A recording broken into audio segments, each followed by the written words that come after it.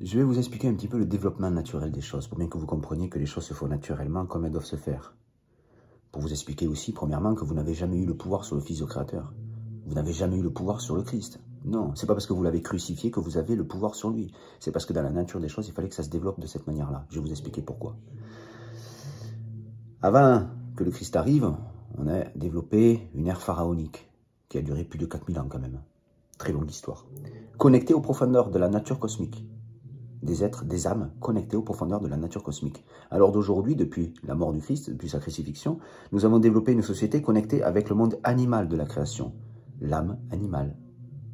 Aujourd'hui, nous regardons la surface des choses, nous regardons notre surface corporelle.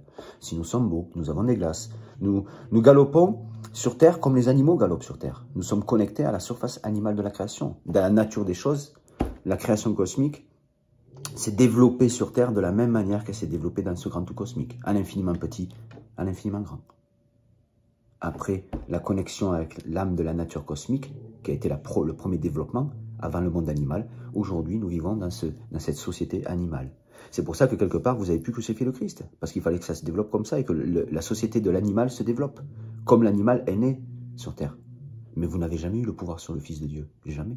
Et vous n'aurez jamais le pouvoir sur le Fils de Dieu. Entendez-le bien profond.